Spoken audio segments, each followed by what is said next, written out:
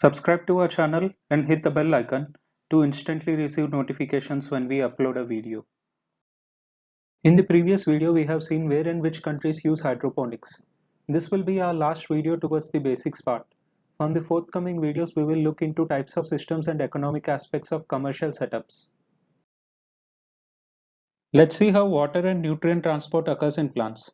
Let's go down to the roots. They absorb water and nutrients through the process of diffusion.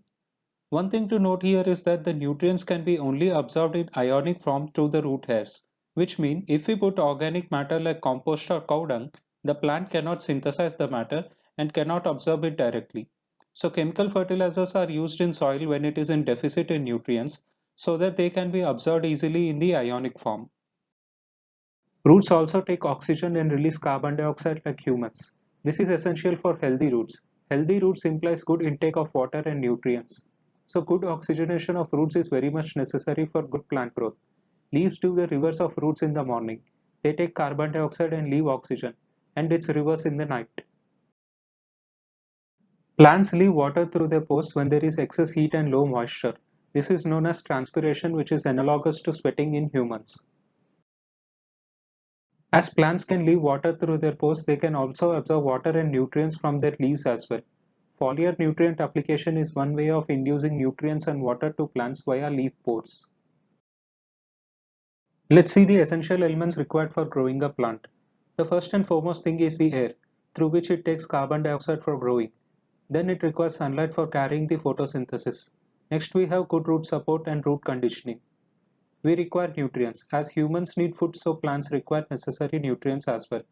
The next important thing is water. It is the most essential element for any living organism. And at last we have crop specific temperature. Let us see each element in detail. First we have nutrients.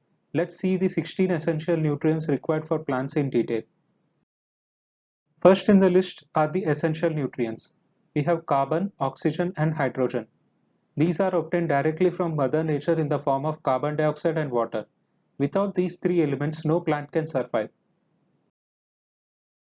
Next, we have primary macro elements which include nitrogen, phosphorus and potassium. Nitrogen is essential for good leaf growth. Phosphorus is required for giving energy to the plant, and potassium helps in maintaining vital functions of the plant. These elements are required in smaller quantities compared to the previous one. Next, we have secondary macro elements, which include calcium, which helps in continuous cell division, magnesium, which helps in chlorophyll activities, and sulfur is the major component of vitamins and amino acids in the plants. We also have a set of trace elements which are needed in very little quantities compared to primary and secondary. These elements play a key role in leaf, flower, and fruit production. Next, we have air. When we are speaking about air, we are looking into the contents of air rather than as a whole. The first critical component is carbon dioxide. From the nutrient section, we have seen that carbon forms the major part of any living matter. So higher amount of carbon dioxide, higher will be the growth rate. More amount of carbon dioxide in air, more rapid will be the plant growth as we have seen earlier. Carbon and oxygen are the major essential elements required for plant growth. The next component of air we are looking into is humidity or moisture. A good humidity of 60 to 80% will help in reducing transpiration and less water will be lost in the same. So which means we will require less water to grow plants. Succulent plants are the best example which exhibit sensitivity towards air moisture. When the temperature is high and moisture is low, the leaves shrink down and swell when the opposite happens. Next we have sunlight or just light. Light helps in creation of sugars via the process of photosynthesis. In the bottom picture we can see that the photosynthetic reaction occurs more at the blue and red light zones. So if we see the picture of grow lights for hydroponics in any e-commerce websites, we would find pink lights like this, which is a color combination of blue and red. We can see how light affects the growth. In these pictures we can see how plants grow healthier in its presence and without it. The next main element are the roots. When we are speaking about roots of a plant, we are looking at its supports and conditioning. The picture on the bottom left is a tree with loose roots on the ground and the right one is the strong roots under soil. So we know which tree can stand strong and healthy. One of the major functions of roots is to give good support to the plant by holding itself firmly to the soil. From the transport of nutrients, we have seen that roots take oxygen through their cells and release carbon dioxide to perform the metabolic functions. So good oxygen at roots is always required for good plant growth. Here we have an experimental photo of hydroponic lettuce which is varied with different levels of oxygen dissolved in the water shown in ppm. So good levels of dissolved oxygen helps in good growth of plants. And the most key component is water.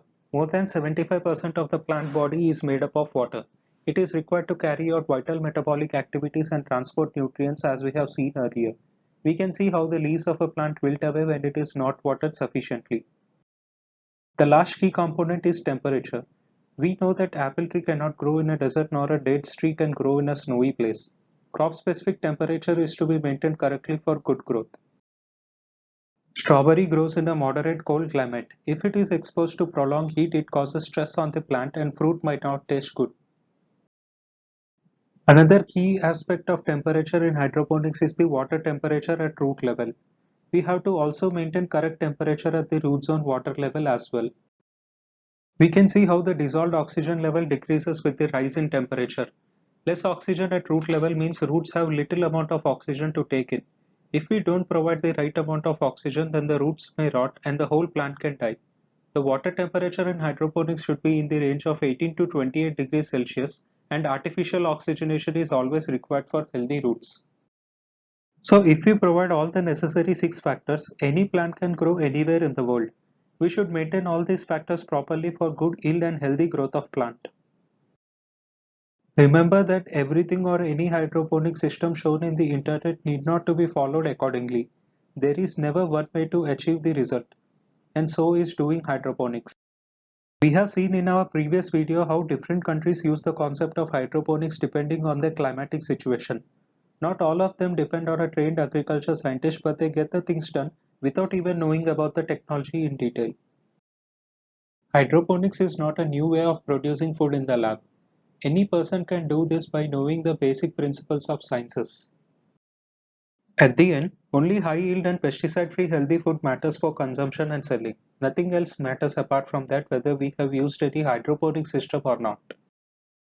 If you feel there are any more requirements of plant apart from those mentioned in the video, please write those in the comment section. Hit a like if you found it useful and also share this to your hydroponic farming friends. Thank you for watching.